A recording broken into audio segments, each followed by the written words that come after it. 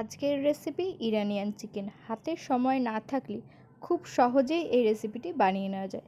এর জন্য কড়াইতে তেল দিয়ে নেব এবং তেলটা হালকা গরম হলে চিকেনের পিসগুলো তেলের মধ্যে দিয়ে দেব।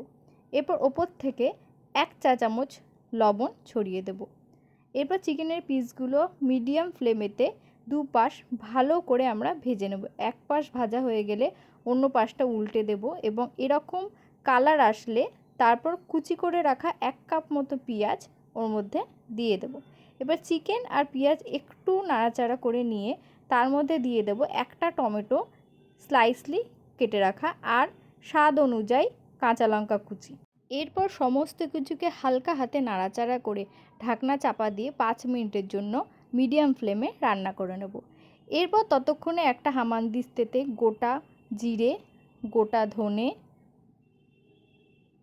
গোটা গোলমরিচ আর একটা শুকনো লঙ্কা দিয়ে ভালো করে পিষে নেব। সমস্ত গোটা মশলায় আমি 1 চা চামচ করে নিচ্ছি, ঠিক এরকম করে পিষে নিতে হবে। এরপরে ঢাকনা সরিয়ে আগে থেকে তৈরি করে রাখা 2 চা চামচ মশলা চিকেনের মধ্যে ছড়িয়ে দেব।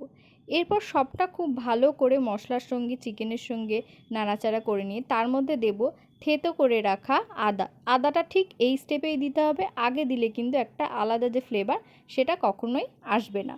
এরপর এর মধ্যে দিয়ে সামান্য জল দিয়ে দেব। জলটা আপনাদের ইচ্ছা অনুযায়ী যতটা গ্রেভি বানাবেন ততটাই দেবেন। এরপর এর মধ্যে দিয়ে দেব স্বাদ অনুযায়ী নুনটা একটু দেখে নেবেন, কারণ আগে আমরা অলরেডি নুনটা চিকেনের মধ্যে অ্যাড করেছিলাম। এরপর চিকেনটাকে 10 থেকে 15 মিনিট খুব ভালো করে সেদ্ধ করে নিতে হবে।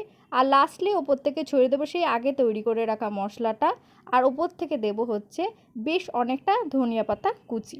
রুটি বা পরোটার সঙ্গে দারুণ লাগবে খেতে। হাতে সময় না থাকলে খুব সহজেই ঝটপট এইটা আপনারা বাড়িতে তৈরি করে নিতে পারবেন। আরও রেসিপি পেতে বং কুকবুককে ফলো করুন।